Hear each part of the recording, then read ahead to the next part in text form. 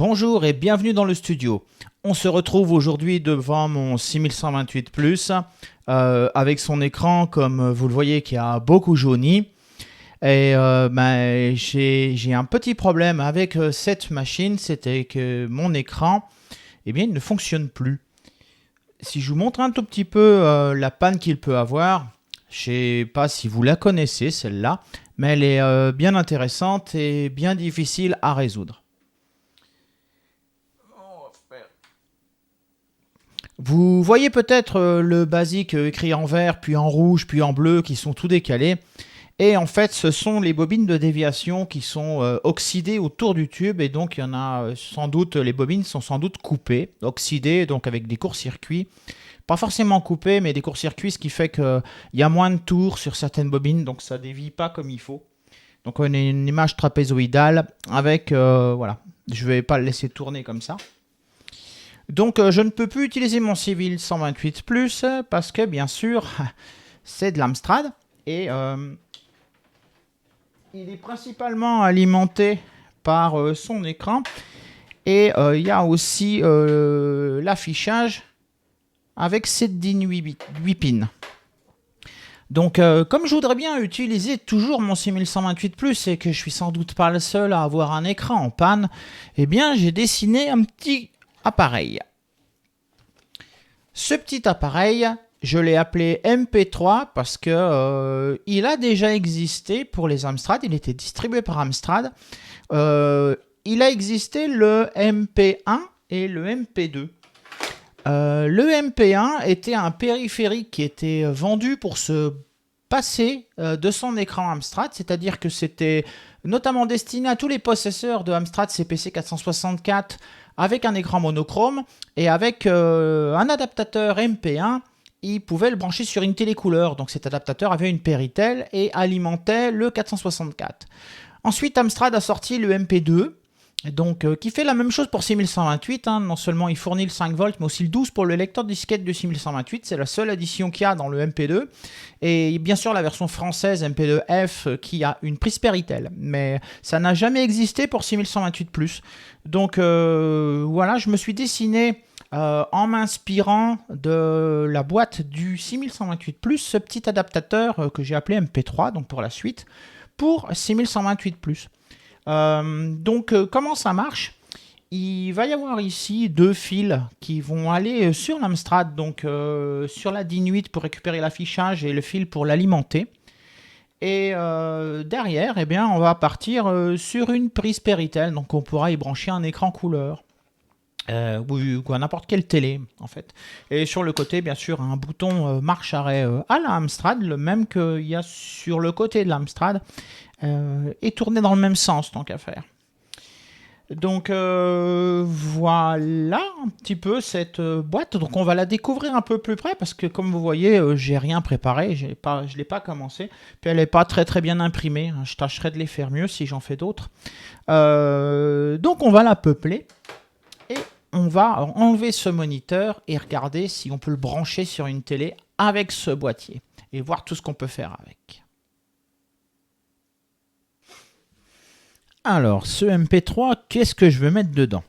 Alors déjà, si j'enlève le dessus de la boîte, on peut découvrir l'intérieur. Donc le bouchon est partiellement plein parce que c'est relativement difficile à imprimer. Donc il faut l'imprimer comme ça sur le plateau.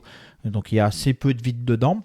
J'ai juste fait du vide pour permettre de réduire la hauteur de cette boîte. On va voir pourquoi dans peu de temps. Et donc, il y a pas mal de petits emplacements à l'intérieur de cette boîte. Le but étant de mettre tout ce que j'ai à y mettre. On va commencer déjà par une alimentation. Donc, c'est une petite Minwell de 5 volts sur 3 ampères. Donc, qui devrait être largement suffisante pour alimenter l'Amstrad. Donc, elle va dans le milieu ici et se fixe par 2 vis à l'intérieur du boîtier. Donc, elle ne bougera pas. On a une prise IEC 320 C8, donc c'est la prise femelle pour ce genre de câble que vous connaissez. Donc j'ai fait son petit emplacement à l'arrière pour qu'elle se clipse à sa place. Donc normalement elle ne bouge pas une fois qu'elle est clippée. La Péritel, bon, j'en avais pas d'avance, donc je l'ai un peu volé dans un appareil qui a une Péritel, qui est un appareil qui marche plus. Donc c'est pareil, normalement. Hop, voilà, ça s'insère et ça tient sans vis. Euh, pour l'interrupteur marche-arrêt, ben, j'ai pris les mêmes interrupteurs que j'ai sur le Gotek 6128, sauf que je lui ai fait un petit bouchon qui s'enfile dessus. Voilà, qui tient bien, qui permet de faire le bouton style 6128+. Et donc, ben, c'est pareil, sans vis. Il va normalement ici. Voilà, ça sert un petit peu, mais c'est pas plus mal. Une fois qu'il y a le bouchon pour fermer, il peut plus se sauver. Pour les fils, eh bien, je vais utiliser un fil réseau pour aller chercher le signal vidéo. Donc, je vais lui couper sa RJ45. Et pour le fixer, ben, j'ai fait des petits serre et toupe qui sont en TPU. J'ai beaucoup amélioré mon imprimante. Hein. Je l'ai passé en direct drive. Donc maintenant, je peux imprimer tout genre de plastique. Et je l'ai tout mis en corps métallique. Donc je peux imprimer même des filaments qui sont qui nécessitent beaucoup de chaleur. Et je peux imprimer donc des filaments flexibles comme celui-là. Donc le serre et toupe, c'est pour guider le fil. Donc ça va comme ceci. Et le deuxième, ce sera pour le fil électrique. J'en ai fait un qui est un peu spécial puisqu'il est un tout petit peu aplati pour ce fil-là. Et normalement, hop, voilà. On a une LED d'activité pour savoir quand est-ce qu'il est allumé. Donc pour le faire fonctionner, il va me falloir pas mal de petites choses. Vous voyez, il y a des résistances. Bon, il y a aussi la DIN 8 broches qui permet de se brancher derrière l'Amstrad. D'ailleurs, j'ai oublié d'apporter la prise jack qui permet de se brancher sur la lime, qui va aller au bout de ce fil. Pour sortir un signal vidéo que j'estime correct sur une Péritel, il faut lui fournir certains signaux. Il ne s'agit pas de lui mettre le RGB et la synchronisation. Sinon, on pourrait prendre un câble directement DIN vers Péritel et on aurait la même chose. L'intérêt d'avoir un boîtier externe, c'est de faire davantage que ça. Les télévisions, quand on leur envoie sur la broche synchronisation lente de la Péritel un signal de 1 volt, entre 1 et 3 volts, la télé bascule automatiquement en mode de AV. Donc, il faut mettre ce signal sur la Péritel, histoire que la télé elle passe en AV dès qu'on fait power sur l'adaptateur. Donc ça permet de ne pas avoir besoin d'aller chercher la télécommande pour la passer en AV. Il y a une autre pin, la pin 16, je crois, qui est la commutation rapide. Il faut aussi la configurer. Si on la met au-delà de 6 volts, elle va passer en RGB, si je me souviens bien. Et si on la met à 12 volts, eh bien, elle passe en 4 tiers. Donc, je vais configurer ce MP3 pour que quand on le branche à une télé, la télé passe en AV, en RGB et se met en 4 tiers directement dès qu'on fait power. Donc, c'est pour ça qu'il y a un petit peu de matériel sur le bureau. Parce que mon alimentation, c'est une 5 volts. Il faut que j'envoie 12 volts sur la pin 16. Donc, je me suis pris un petit... que j'ai fait des essais d'ailleurs de fixation. Un petit élévateur de tension donc qui va me permettre d'avoir du 12 volts. Je me fiche pas mal de sa puissance. De toute façon, je vais tirer un millième d'ampère parce que c'est juste un signal 12 volts que je dois employer. Donc, j'ai pas besoin de puissance du tout. Et j'ai tout un tas de résistances. Bon, une résistance de 10 kg justement sur cette pin 12 volts pour pas qu'il parte de courant dans la Péritel. Après, j'ai une résistance de 120 ohms qui va me permettre d'allumer ma LED sans la griller. Et en fait, en plus, j'ai deux résistances, une 2 kg et une 500 ohms qui vont me permettre de faire un pont diviseur et de mettre la broche 8 qui est la synchronisation pour passer en AV à 1 volt. Donc, je pense que je vais attaquer tout ça. Je vais commencer déjà, je pense, par mettre une DIN 8 broches à la place de cette RJ45 et on pourra voir après comment est-ce qu'on connecte tout ça. J'ai avancé et j'ai fait les soudures sur la DIN ainsi qu'une partie de la Péritel. Donc voilà, déjà ça c'est fait. Bon, c'est pas maintenant que je sais faire les DIN, c'est pas trop difficile. La Péritel n'a pas posé non plus beaucoup plus de problèmes sauf à faire les masses. Voilà. Donc ce que je vous propose là, c'est déjà d'essayer de voir si ce câble fonctionne bien déjà avec les fonctionnalités de base, c'est-à-dire qu'on a RGB et Sync, donc on n'a aucune commutation automatique sur le AV ni RGB, mais on pourra déjà voir si on a une image et si on a du son. Donc ce que je vous propose, c'est que je vais approcher une télévision et on va tester ce câble. J'ai branché la télé sur la Péritel du boîtier, donc j'ai mis le câble juste dans le boîtier comme ça, et on va allumer l'Amstrad. Bien sûr, je n'ai pas branché les broches qui permettent de basculer la télé, donc il faut d'abord la mettre en AV, et ensuite il faut la mettre en RGB, et voilà, ça fonctionne. Et maintenant, si on lance Born Gruber,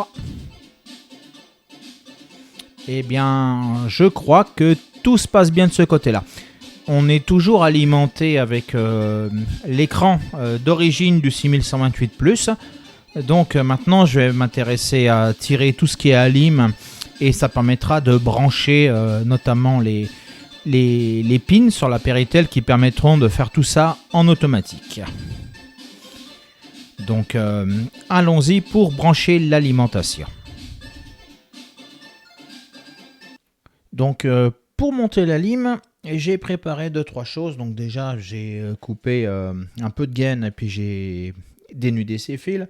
Et j'ai préparé des petits fils qui vont me permettre d'aller de l'interrupteur jusqu'à la prise d'arrivée. Et ensuite de l'interrupteur vers l'alimentation. Donc je vais déjà commencer par les préparer. Voilà, donc je vais faire ça sur chaque, je vais les dénuder avec ma pince, je vais les étamer et ensuite je vais venir les souder à leur remplacement. Je ne vais pas vous garder pour faire toutes ces soudures, ça n'a pas grand intérêt et je serai plus confortablement installé pour les faire. Donc je vous retrouve quand j'ai fait déjà ces petites connexions et que j'ai une alim de brancher. Le début de l'alimentation est soudé, c'est-à-dire que j'ai fait les soudures depuis la prise d'arrivée vers le milieu de l'interrupteur et ensuite je suis reparti avec 2 fils que j'ai étamés au bout pour aller les mettre dans la lime qui vont aller alimenter la lime en 220 volts. Vous pouvez voir que sur l'interrupteur, comme j'ai fait dans les Gotek CPC, tout ce qui arrive, sur lequel arrive du courant, un interrupteur comme ça, les dernières normes stipulent qu'on doit poser un petit condensateur à cheval sur la connexion de l'interrupteur et ça permet d'éviter les arcs électriques dans les interrupteurs et ça prolonge énormément leur durée de vie. Donc ça évite d'avoir les interrupteurs comme dans les Amiga, dans les écrans d'Amiga qui ne marchent plus au bout d'un moment parce que ça fait des étincelles à chaque fois qu'on fait on et off. Donc ça évitera ça. Et ça évite aussi de se prendre, pas forcément une châtaigne, mais de voir des éclairs, c'est jamais très rassurant. Et d'ailleurs, je ne saurais que conseiller à tous ceux qui remplacent des interrupteurs sur des vieilles machines, genre des moniteurs Amiga, c'est d'y mettre des petits condensateurs comme ça. Ça évitera que le bouton ne subisse le même dégât dans quelques années. Donc maintenant, j'ai mon arrivée de courant, je vais pouvoir alimenter ma Minwell et de la Minwell, je vais faire partir le câble qui va jusqu'au CPC, mais je vais aussi alimenter mon petit convertisseur vers 12 volts, vers X. Je vais lui mettre du 5 volts en entrée, puis je vais le régler pour qu'il me sorte à peu près du 10-12 volts. Il faut à peu près 10 volts hein, sur la broche de commutation. Donc je vais préparer un petit peu tout ça. Je vais souder cette jack. Je vais mettre la lime en place. Je vais faire des départs de courant. Et je vous reprends pour terminer avec les quelques LED pour faire tout ça. Faut savoir que je monte tout ça comme ça en volant directement en soudant les prises sur les câbles sur les prises, mais c'est pas mon intention. J'ai fait un PCB. D'ailleurs, je vous le montre ici. Donc, c'est le schéma très simple du PCB. Et voilà sa version 3D, mettons, ce qui va ressembler en gros. Et ce PCB va se situer sous la Péritel là, et ce sera vraiment plus simple, il n'y aura pas besoin de réfléchir. On plug la Péritel, on la soude, on vient brancher les petits fils dans le bon ordre qui arrive de la DB25, il y aura toutes les résistances dessus. Et ce sera beaucoup plus facile à monter que de venir souder chaque petit fil comme ça. Voilà, mais bon, ce PCB, un petit mois avant de l'avoir. Donc je continue moi sur cette alim et je vous retrouve juste après. J'ai positionné la plus grande partie des pièces dans la boîte. Donc bon, bah, la lime elle est un peu de travers parce qu'il faut vraiment que je l'attache. Parce que les fils vont vers le bas, donc ça la force un petit peu. Le bouton est à sa place, donc j'ai mis les gaines thermo. Ce petit bout dans le fond n'est pas attaché parce que bon, j'avais pas fait mes attaches pour cette carte là. J'avais pris la carte inverse, hein, celle qui baisse le courant et puis elle n'a pas la même dimension. Parce que j'avais pas celle-là encore. Voilà, donc j'ai raccordé au 5 volts le fil qui va vers le CPC. Et j'ai raccordé aussi cette petite carte qui va me faire mon 10 volts, 10 ou 12, on verra bien. Et on peut se rendre compte déjà que ça dépasse en hauteur, donc c'est notamment la raison pour laquelle j'ai fait un trou dans le couvercle, hein, c'est pour prendre en compte que c'est plus haut que les bords de la boîte. Voilà, donc j'ai encore toutes mes résistances à mettre, donc je pense que je ne vais pas aller les prendre sur la lime, le 5 volts arrive là. Donc je vais partir de là, je vais mettre une 500 sur le moins, une 2000 sur le plus, je vais les relier ensemble au bout et comme ça j'aurai 1 volt au bout et j'irai le relier sur la pin 8. Et ensuite on va tester la lime, regarder un petit peu ce qu'elle délivre, si elle délivre du 5 volts ou plus, la mettre en charge et la régler sur 5 volts pour ensuite régler le 10 volts et brancher la dernière. Et il me restera encore la LED à alimenter, donc encore des résistances et des fils qui vont partir jusque là. Ça va finir par faire beaucoup de fils. Donc je pense que la lime je vais plus y toucher, donc je pense que je vais l'attacher à sa place. Et je vais avancer sur les derniers fils qui manquent et de mettre toutes ces résistances en place. Et je vous retrouve après quand j'ai un résultat un peu plus fini. J'ai fini sans non-difficulté de monter cette boîte. Je vais pouvoir démarrer maintenant mon Amstrad en autonome sans son écran, puisque j'ai la lime et tout le reste. Donc ce que je vais faire, c'est que je vais déplacer un petit peu tout ça, puis on va l'essayer sur la télé. Donc allumons cette télé d'abord.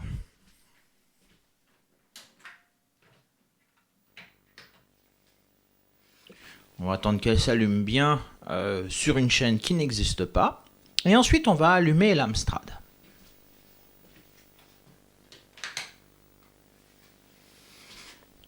Et on voit qu'automatiquement, la télé est passée en AV. Elle n'a pas été plus loin, elle n'est pas passée en RGB. Parce que j'ai regardé un tout petit peu mes valeurs. Et je me suis un petit peu trompé dans mes valeurs de résistance. J'ai pas assez de tension sur la broche 8 pour déclencher le RVB. Donc il faut que je change quelques résistances. Et j'ai aussi un problème avec l'élévateur de tension. L'élévateur de tension n'élève pas grand chose puisque de 5 volts, il me passe à 5,6 volts alors qu'il m'en faut au moins 10. Donc il va falloir que je cherche une autre solution pour avoir du 12 volts. Je sais pas trop encore comment je vais faire, mais ces petits appareils, il n'est pas du tout fait pour ça. Hein. Peut-être que s'il avait plus de tension d'entrée, il s'en sortirait. Donc, ça fonctionne, donc il me reste plus qu'à la monter. Donc je vais faire ça. Donc voici ce MP3 monté et fonctionnel en partie. En partie, je dis parce que voilà, il manque toujours le 12 volts pour le passage automatique en 4 tiers. Donc je ne vais pas monter tester ce MP3 sur une télé 16 neuvième parce que je sais que ça ne marchera pas, parce qu'il faut que je trouve une solution pour élever la tension ou que je trouve une autre solution pour l'alimenter. Et par contre on a bien la commutation en AV mais pas en RGB parce que c'est pareil, j'ai un problème de résistance et il a été très difficile à monter comme ceci sans PCB parce que tous les composants sont volants, donc j'ai plein de résistances volantes et tout ça. J'en profiterai aussi pour changer la résistance de la LED pour la rendre un tout petit peu moins violente parce que là elle éclaire vraiment beaucoup. Donc j'espère que déjà ce premier prototype de MP3 vous a intéressé, de voir un petit peu comment il est censé fonctionner et voilà, on en a son but, hein. Il est quand même fonctionnel, hein. Je peux quand même utiliser mon 6128 maintenant sur une télévision. Je mettrai en description un lien vers mon site, vers mes différentes créations où vous pourrez voir plus d'informations.